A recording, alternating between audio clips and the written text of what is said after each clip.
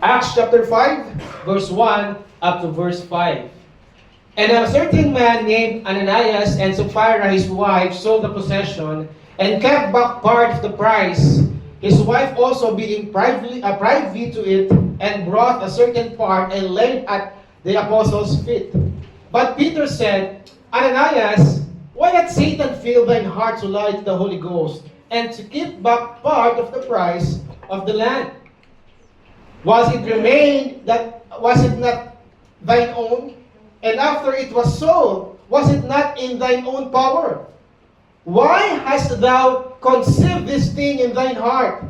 Thou hast not lied unto men, but unto God.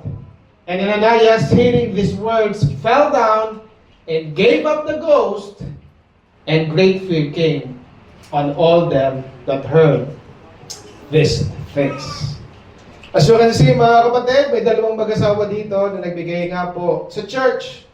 Pero imbis na dineclare nila na ibinigay po nila lahat, pero totoo, hindi nila ibinigay. Okay? At kinonfront po ni Peter si Ananias about this thing. At ang nangyari nga po kay Ananias, siya po ay namatay sa harapan po ni Apostle Peter. Mga kapatid, this will be a series sa buong buwan na ito. At ang una nating bibigyan ng pansin is the Spirit in giving. Let's pray. Our Lord, Heavenly Father, we thank you so much, O God, for this wonderful day. Salamat nga po, Panginoon, sa kalayaang meron kami. Sa biyaya, Panginoon, na inyo pong ipinagkaloob sa amin na kami po ay mag-aral, magtipon-tipon, Panginoon, umawit ng mga makalamit ng awitin para po magbigay ng kaluwalhatian sa iyo, O Diyos. Kaya nawa, i-cherish namin ang ganitong mga pagkakataon at sa tulong nga po, Panginoon, ay yung Santong Espiritu, siya po ang magtuturo, siya po ang magpaunawa, at kumilos sa aming puso na gawin po ang iyo pong mga kalooban. Maraming salamat, kayo po mataas higit po sa lahat. Ito po ay sa magdalangin namin sa pangalan ng aming Panginoong Jesucristo. Amen and amen.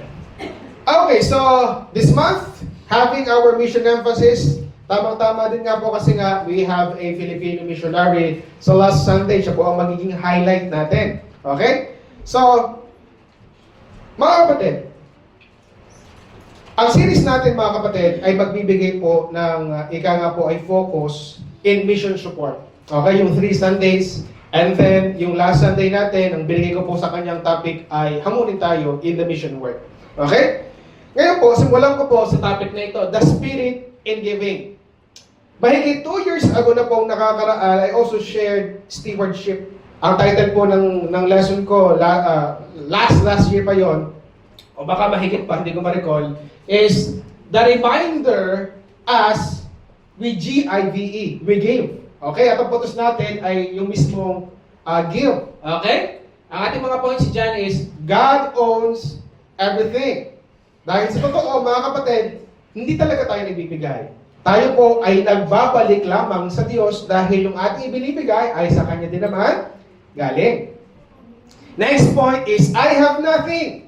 Kung sa Diyos lahat, ibig sabihin, wala tayong sariling atin. Okay? Even ang ating kinikitang pera ay dahil sa kahabagang ipinagkakalob niya sa ating lakas at yung ating mga nakakain, kaya at yung karunungan at katalino kanya ipinagkaloob, kaya naman tayo nakagagawa. Okay? So as an intermission, mga kapatid, dyan sa tanda mo sa hamon kong yan, ay kung sa Diyos lahat at wala tayo, so ano karapatan nating magdamot sa Panginoon? Okay? At yung last 2 points, mga kapatid, vain giving is possible. Okay? Na gusto ko, ang diniin natin dyan, posible pala na tayo nagbibigay. Pero, sayang din. Not glorifying sa Diyos at wala ring blessing. Okay? Dahil sa usapin, mga kapatid, it is not just about giving. Okay? Ang usapin talaga dito, ano ang nasa ating mga puso. And lastly, eternal life is our true riches. Because speaking of puso, nagbibigay tayo hindi dahil ng obligasyon o ng responsibilidad, kundi dahil siya unang nagbigay. Tama? Sabi nga ng awit kanina, He gave Himself. Okay? So pasasalamat ito sa kaligtasang ipinagkaloob sa atin. And the reason kaya po natin binalikan ng lesson na ito ay dahil nais kong laliman pa natin ang silip sa part na vain giving is possible, which is the real essence ng ating text ngayon pong araw na ito. Ang kwentong ito ng mag-asawang Ananias and Sapphira ay marami ko na rin pong beses narinig at laging may kinalaman sa pagbibigay. Naging joke na nga po ang pangalan ng babae, yung namatay. Namatay sa pira. Yun. Naging joke na yun ng mga pastor o ng mga kapatira, namatay sa pira. Yan. Nagamit, nahamon, okay, at minsan ay panakot pa sa mga hindi doon nagtatapat sa pagbibigay sa Panginoon. Well, I think it misses the point of the story. Ano? This story is actually not about giving. Okay, giving lang yung naging act, but it all goes down sa puso ng members na nais makibahagi sa gawain. Okay? So with that, dumabot tayo sa ating text. Unawain natin mabuti ang mga pangyayari. Yeah. Verse 1, but a certain man named Ananias with Sapphira his wife sold a possession and kept back part of the price. So meron dito mag-asawa, okay? Nagbenta ng kanilang ari-arian. At yung ari-arian yon, nalinaw sa verse 3, ang ari-arian yun ay lupa. So nagbenta sila ng kanilang lupa at isinacrificial giving yung nabili sa church. Okay? Pero kept back the price. Hindi nila nilahat. Okay? Sa verse 2, it is said, part lamang po ang ipinagbenta, part lamang ng ipinagbenta ang kanila talagang ibinigay sa mga apostol sa church. Ang natira ay sinekreto nilang itago. Okay? Ngayon, sa verse 4, mga kapatid, kinonfront po ni Peter. Alam ni Peter. Kahit sinekreto nila, alam ni Peter. Kung paano niya nalaman yun, either Holy Spirit, conviction, or what. Pero alam ni Peter sa pagkakataong ito, once it remained, was it not thine own? And after it was sold, was it not in thine own power? So, para kino-confront po ni Peter dito si Ananias, dahil siya po ay kumbaga, nasa kapangyarihan mo eh. Iyo naman yun eh. Hindi required na magbigay, iyo yun. Pero, bakit mo hinayaan, okay, na ano yun ni Satanas ang iyong puso? Kaya nga sabi niya sa dulo, hindi ka sa tao nagsinungaling, kundi sa Diyos. And in verse 5 and 6, mga kapatid, basahin ko muna, and Ananias, hearing these words, fell down and gave up the ghost. In short, siya po pumanaw, namatay. And a great fear came on all them that heard these things. And the young men arose and brought him up and carried him out and buried him. So patay nga, inilibing eh. So, ano nangyari? Bigla na lamang po siyang namatay, inilibing ng mga kapatiran. Okay? Baka pati pala inyong isipin dyan, Pastor, grabe naman, inilibing agad, hindi muna sinabi sa asawa, sa pamilya. Kapatid, sa Jewish custom, inilibing agad. Tandaan niyo yung kay Lazarus at saka Mary, Martha? Yan. Kung sila dumating doon, 4 na araw na nakalibing. Kasi pag namatay, libing agad. Okay? So, yun po yun. So, verse 7 and 8. Unawain muna natin yung kwento. And it was about, after 3 hours, dumating po yung asawa. Hindi alam yung nangyari, hindi pa niya alam. Okay, pumasok. And then, kinausap din po siya ni Peter to confirm kung yun nga ang halaga ng pera. Para ma-assure, alam din ba ni Sapphira ang nangyari, ang pandaraya, pasisinungaling. Sumagot, yeah, for so much. Okay? So, kinonfirm. And then, nangyari din po sa verse 9, mga kapatid, namatay din po ang babae. Okay? Yeah. Parang expected na ni Peter, parang since pinarusahan si Ananias, malamang-lamang, surely, parang sure na agad, si Sapphira, ganun din ang mangyayari. At yun nga po ang nangyari. Namatay din po si Sapphira. And she fell down straight in his feet and yelled up the ghost. So yun din po, same terminology. At siya din po ay nilibing katabi ng kanyang asawa. Okay? If you hear the story as it is, nakakatakot nga naman po ang kwento. Okay? Pero hindi po ang hamon at lesson sa kwentong ito ay pinapatay ng Diyos ang hindi nagbibigay o kulang ang ibinibigay. Kasi kung yan ang lesson doon, baka wala na tayong attendance ngayon. Okay, o wala na rin ako ngayon. O maraming simbahan na ang wala ng members at talagang marami namang inatake sa puso. Okay? Pero I just want to clarify some misunderstandings in the story. Mapatid, hindi aware si Peter na mamamatay si Ananias. Okay, at that moment. Bakit? Ano po yung pruweba natin? Verse 4 and 5, look. Peter asked 3 questions. Tama? Sunod-sunod. Okay? Bakit gano'n? Nasa kapangyarihan mo. Bakit nasa ganyan, ganyan, ganyan? 3 beses na tanong. Okay? So, Peter is actually expecting an answer. Okay? Pero hindi na niya nakuha kasi nga sa verse 5, bigla po siyang namatay.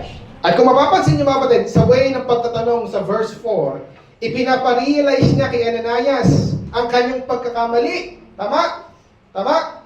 It is a question na parang ang dulo, magsisi si Ananias. Actually, yung mga tanong na ito, nasa kapangyarihan mo. Pwede kang hindi magbigay naman eh. Wala naman, di ba? Mamaya, pakita ko po na hindi requirement talaga ang pagsasacrificial giving. But the point is, yung mga tanong na yan, ay pagpapakita ba na inire-reveal ni Peter kay Ananias ang pagkakamali ng kanyang ginawa at ng kanyang puso na ang dulo ay magsisi si Ananias.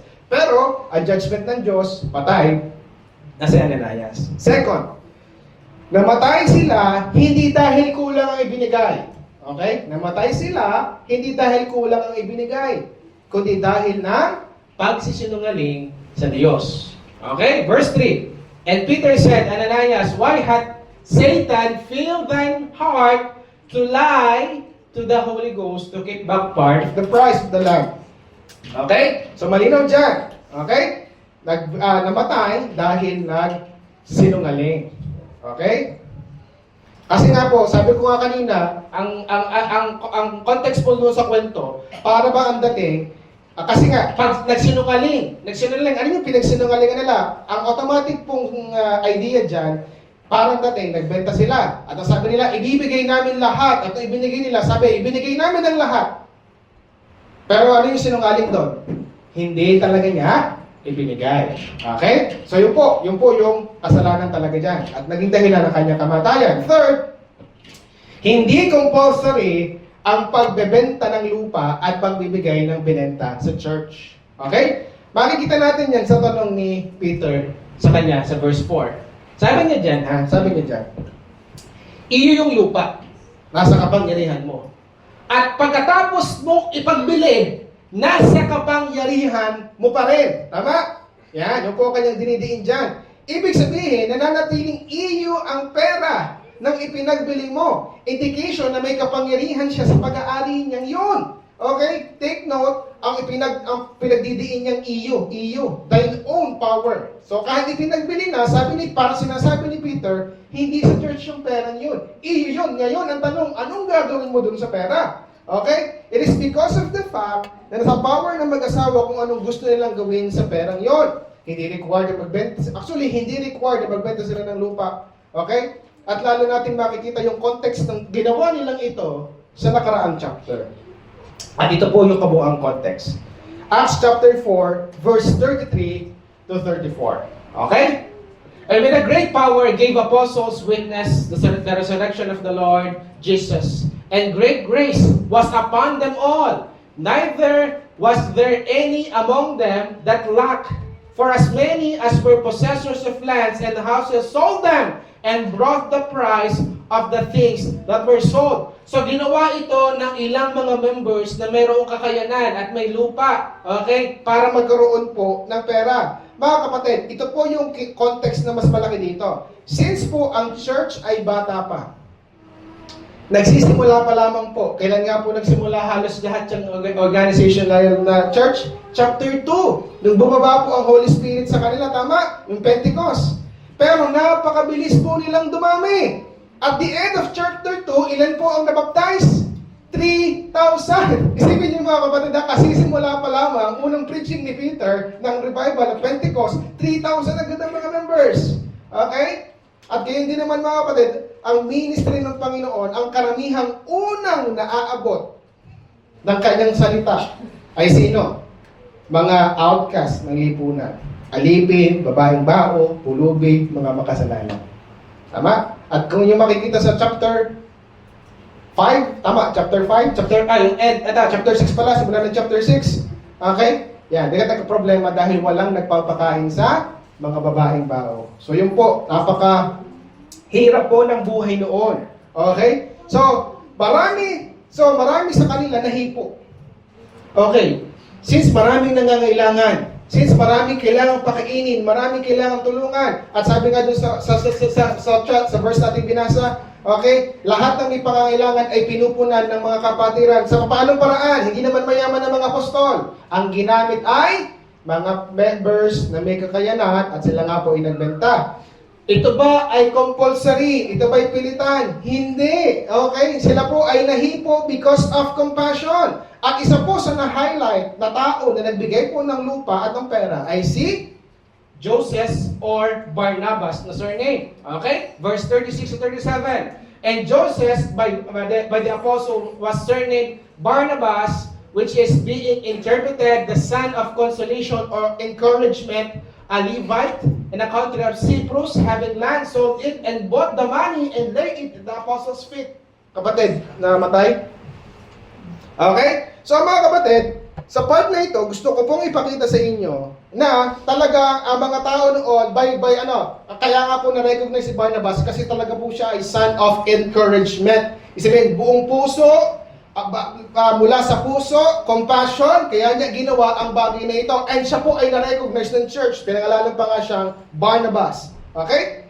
Ngayon, mukhang si Barnabas ang na-highlight because of something he did. Marahil, baka siya ang may pinakamalaking ibinigay o siya yung naging encouragement sa mga tao. Baka siya yung nagpasimula ng pagbibigay. Baka lang. Okay? Hindi na nabanggit dyan.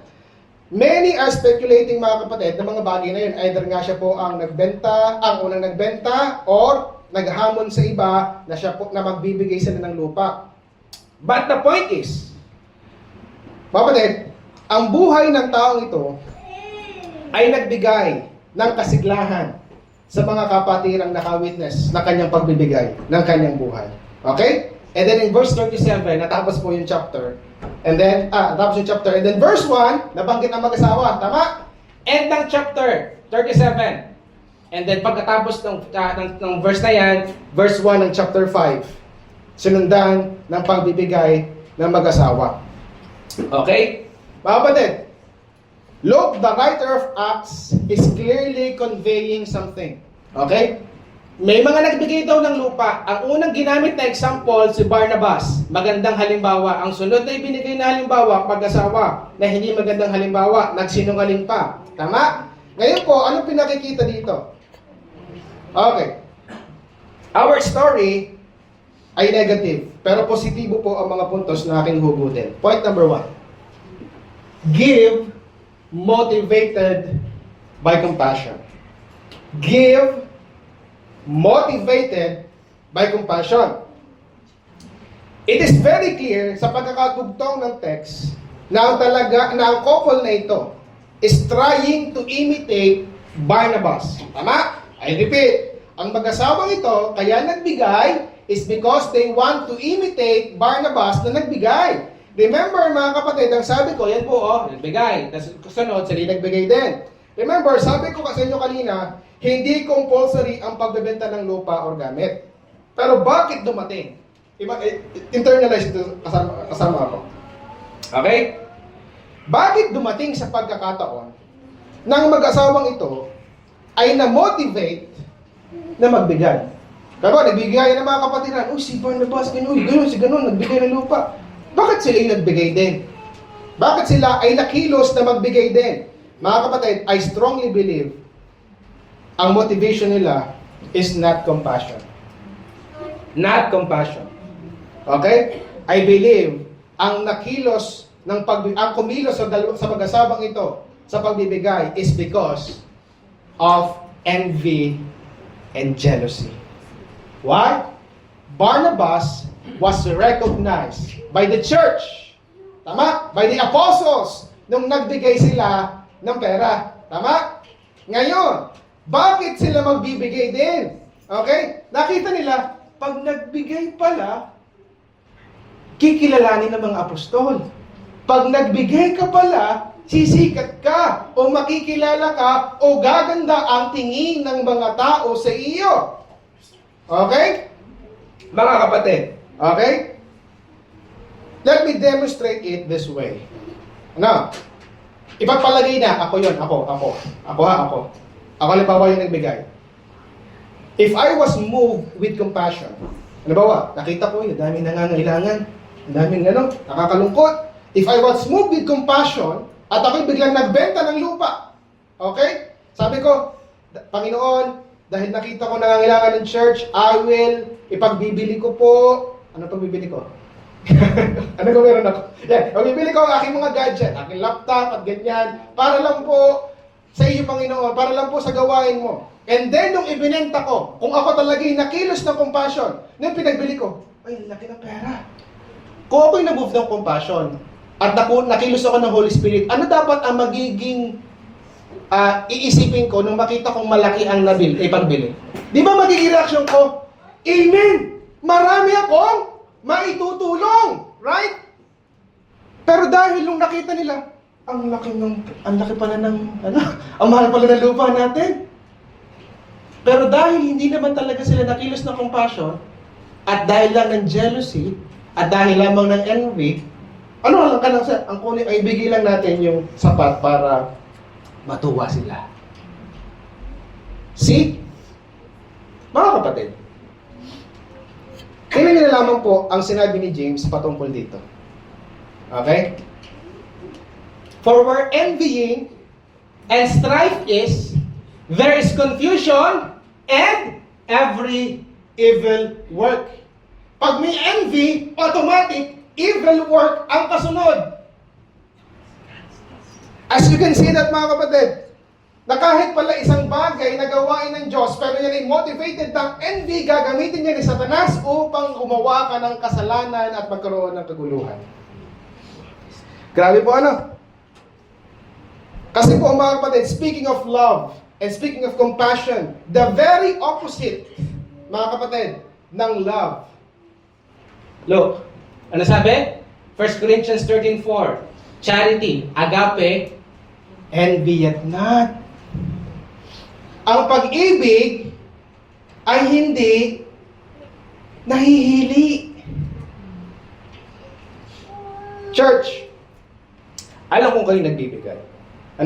Nakikita, mga kapatid, listen to this.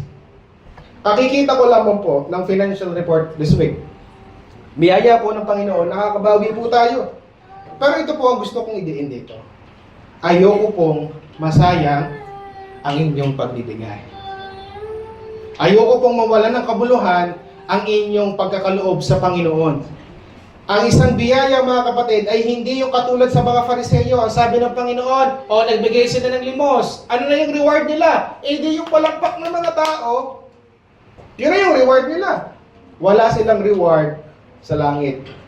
Yun po ang ayaw kong mangyari, na kayo nagbibigay, and yet, walang biyaya.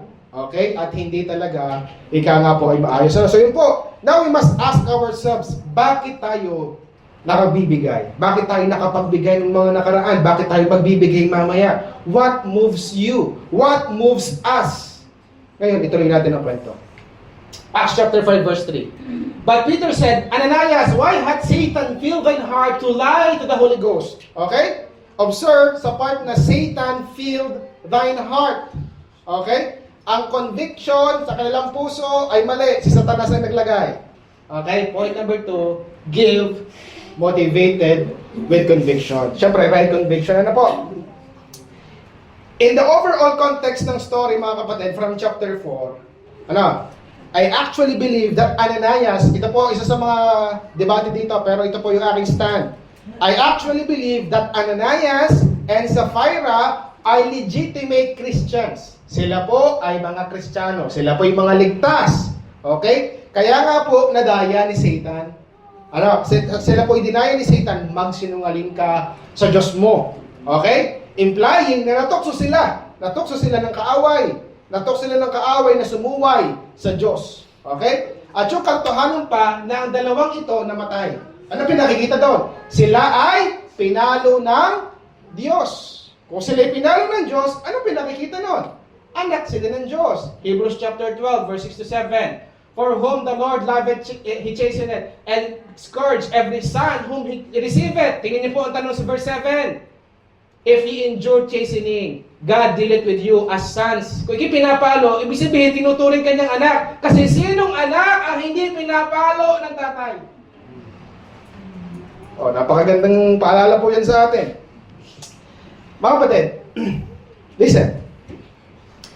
Dahil nga mali ang motibo nila, mali na rin yung pagbibigay. Okay? Napakadali. Kasi mali nga yung motibo eh. Parang, ay, si Barnabas, grabe na, sumikat bigla, nagbigay. Tayo din. Sabi nila, tayo din. Gawin din natin yun. Okay? Since mali na yung motibo, magbibigay naman. Tama yung magbibigay. Mali yung motibo. That is a very great opportunity for Satan para gumawa dun sa kanilang puso. Okay? Ang motive, mali. Pero sabi, magbibigay. Kaya naman, nung nakita yung pera, ay, hindi pala natin ibibigay lahat kahit tayo nag-commit na lahat. Okay? Tingnan po yun. Okay? Look at this, mga kapatid. As you can see, back in our verse, sabi dyan, they lie to the Holy Ghost. They lie to the Holy Ghost. Higit pa doon, mga kapatid, Satan make them think.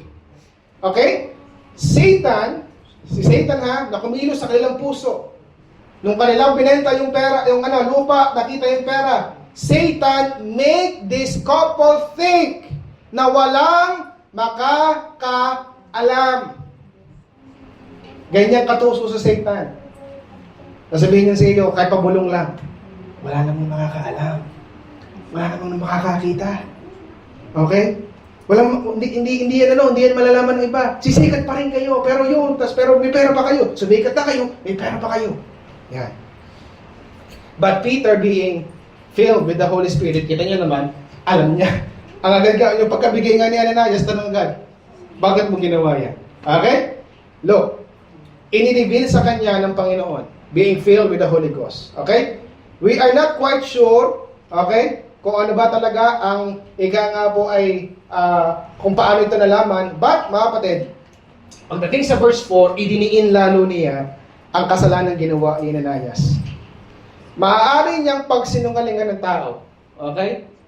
Thou hast not lied unto men, but unto God. Pwede nilang pagsinungalingan ng tao. Okay? Even ang mga apostol. Pero ang Diyos, hindi nila kaya pagtaguan. Maramang narinig nyo na ang verse na ito. At ngayon, maririnig nyo ulit. Numbers 32:23. Ano sabi dyan? Ha? But if ye will not do so, behold, ye have sinned against the Lord. And be sure, your sins will find you out. Sa Tagalog, talas-talasin nyo, naaabutin kayo ng inyong kasalanan. Parang dating, hindi nyo ito matatakasan. The reason why big deal ang pangyayaring ito noon, kasi ang kasalanan ay directed sa Diyos. Nagbigay ng hindi ayon sa commitment, pero ipinalabas nilang para pinalabas nila yung puntos na ibinigay namin lahat. So hypocrisy ang dinidil nila sa pagkakataong ito. Kaya naman, it also begs the question, again, mga kapatid sa atin. Okay? Are we giving with conviction? Salamat, mga kapatid, kung tayo po ay nagbibigay. Praise God. Amen. Okay? Pero hindi sana po natapos na tayo po ay nagbibigay lang. The real question is this. Tapat po ba tayo nagbibigay? I repeat, the real question is this. Hindi tanong, nagbibigay ba kayo? Alam ko, kita ko kayo nagbibigay.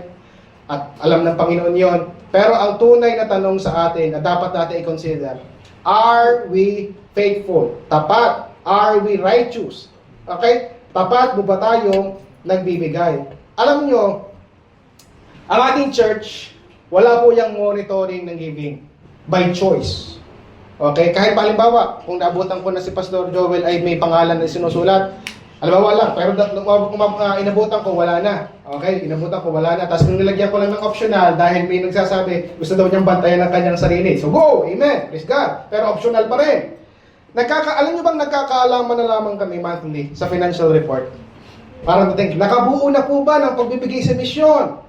Kung hindi pa, kung halimbawa, kulang na kulang, kaya po ba ng tithes and offerings, sambutin ng kulang? Hindi na namin alam kung sino yung hindi nagbigay, sino yung hindi nagbigay. Wala! This is the very reason, mga kapatid, this verse is the very reason kung bakit ganyan ang ating pamamaraan.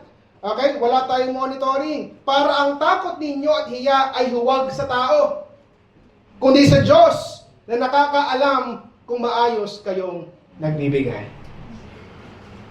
Dahil sabi ng 1 John 3:20, for if our heart condemn us, God is greater than our heart and knoweth all things. Okay? Nakokondem tayo ng ating puso, pero ang Diyos masigit sa lahat, pero alam ng Diyos ang lahat kung ano ba talagang lagay ng iyong puso. This story is sad, mga kapatid. Dahil alam natin na yung asawa ni si Sapphira ay mamamatay din. Okay, after ng pag-uusap na ito. Pero alam nyo kung ano talaga ang pinakang nakakalungkot dito. Hindi lang po yung sila po ay namatay. Okay? Sabi po sa verse 2, and then verse 9, and get back part of the price, his wife also being privy To it. Okay? Alam niyo po, si Ananias ang nag-decide ng lahat. Okay? Pagbili ko natin yung lupa at yung ibebenta, ibibigay sa ng lahat, pero nakitang malaki. Si Ananias po ang nag-decide. Okay, wag nating ibigay lahat. Pero si Sapphira na kanyang asawa, Isinikreto din ito. Tama? Ano pinakikita dyan? Sinuportahan niya ang desisyon ni Ananias. Okay, talagang siya yung nagpasakop. Okay? Ito po yung isang pagkakataon, hindi applicable ang magpasakop sa mali. Okay? Pero kapatid, kaya nga sabi dyan, sa verse 9, they agreed together. So, going to our last point. Okay. Give. motivated to cheerfulness. Mag-guess siya mamaya kung bakit yan ang aking point. Give motivated to cheerfulness. What I mean is, mga kapatid, giving that is emotionally moved papunta sa kagalakan. Okay? Hindi lang magbigay ng may kasiyahan, kundi dahil alam mong ang nagbibigay ay nagbibigay din ng kasiyahan. Ang pagbibigay ay nagbibigay ng kasiyahan sa nagbigay. Tignan niyo po mga kapatid yung mga verses na ating pong ginagamit dyan sa ating offering slip. 2 Corinthians 9:7. Every man according to his purpose in his heart, so let him give, not grudgingly or not of necessity, for God loveth a cheerful giver. Ito, alam na alam niyo to. Acts 20 verse 35. I've showed you all things, how that so laboring ye ought to support the weak, and remember remember the words of our Lord Jesus, how He said, it is more blessed to give than to receive. Kapatid, pero saan pa nakuha yung point ko sa kwento ng cheerfulness? Okay, nasa mga verses na yan, pero saan sa kwento? Sabi ko kanina mga kapatid, nakakalungkot isipin na magkakasundo na lamang ang mag-asawang ito sa isang bagay pa na mali. Okay? Sabi nga dyan sa verse 9, they have agreed together to tempt the Spirit of the Lord. We don't know kung paano sila nag-usap. Pero ang malinaw na sila ay nag-agree na kuhanin ng bahagi ng ipinangako nila sa Diyos. Just imagine for a moment. Ano kaya ang tumatakbo sa isip ng mag-asawang ito habang nakita nila ang laki pala ng pera? Remember, si Satan po is at work na sa puso ng mag-asawang ito. Okay? Yung thinking na mas masaya kung may nakuha na tayong pera and at the same time, matutuwa pa at hahangaan tayo ng church. Tama? So yun yung inilagay ni Satan sa kanilang puso. Masaya, mas okay na may pera na tayo, sikat pa. Kasi yung una lang plano, magbigay para sumikat. Ngayon, may pera na, sikat pa. So yun po, ay iniisip nila, doon nila makukuha yung glory, yung happiness, yung cheerfulness or satisfaction sa gagawin nilang maninyon. Ngayon, balik tayo sa bahagi niyan. 2 Corinthians chapter 9 verse 7. Sabi diyan, God loveth a cheerful giver. Mga kapatid, alam nyo, inyo po itong tingnan sa inyong mga sarili. Hindi masaya, okay, para sa isang tao ang magbigay kung ang isip niya, siya'y nawawalan. I repeat, hindi masaya sa isang tao na siya'y nagbibigay kung ang tumatakbo sa isip niya ay nawalan ako ng 100K. nawalan ako ng 500K. Hindi ka talaga sasaya kung ang isip mo, ikaw ay nawalan. Ngayon, anong pinakikita ko dyan? Ang kasiyahan ni Ananias at Sapphira ay hindi yung pagbibigay, kundi yung sila may pera. Tama? May pera ulit tayo. Dahil sa lupa. Ngayon, balik tayo. Pero kung bakit mahal ng Diyos at tuwa ang Diyos, love niya, ang cheerful giver, ay dahil isinasabuhay ng mga taong iyon ang turo ng Panginoon. Alin yun? Yung binasa natin kanina. They know in their hearts, mas mapalad, more blessed, mas mapalad ang nagbibigay. Blessing daw mga kapatid. Meaning, nawalan ng pera, pero hindi nawalan ng biyaya. I repeat, sa pagbibigay natin, syempre, minus naman talaga yun. Nawalan ka nga ng pera, nagbigay kayo. Pero hindi ang isip ay nawalan. Tama? Ang isip ay nagkaroon ng biyaya. As we put the money in the envelopes, as we write down kung magkano ang breakdown ng ibibigay mo, and as we put the offering envelope sa ating offering box, anong nararamdaman nyo? Ano nararamdaman nyo? Baka naman pagkahulog dyan eh, bye-bye, hindi yung pass, mamimiss kita. Kidding aside po mga minamahal, it was jealousy, it was hypocrisy, and lying na pumatay sa mag-asawang ito. Hindi ang hindi pagbibigay. I repeat, hindi yung hindi pagbibigay. Ano yung kasalanan? Ang kasalanan ay jealousy, hypocrisy, and lying. Kaya nga mga kapatid, sa bawat pagbibigay natin, ayaw kong kayo magbigay lang.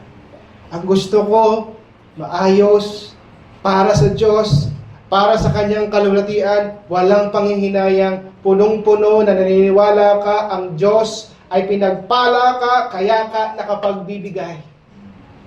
May trabaho ka, may lakas ka, may karanungan ka dahil ng Diyos. Maliit lamang ito kumpara sa binigay niyang kaligtasan sa akin. Yun dapat ang umaapaw sa ating puso sa bawat ginagawa natin. Di lang naman pagbibigay yung usapin dito. Even yung paglilingkod mo, yung pagbibigay mo ng oras, okay? Yung pagpunta nyo sa mga gawain, sa mga fellowship. Ikat oras at time yan mga kapatid. At lakas, at paglilingkod, yung ang ating energy. Right? Alam nyo mga minamahal kong mga kapatid, yan po ang turo at gustong ipaunawa sa atin ng kwentong ito. Okay? They thought, Ananias and Sapphira, they thought yung extra amount of money can be the source of happiness. Pero kinauwian nito, sila pa ang naging modelo ng pagpaparusa ng Panginoon.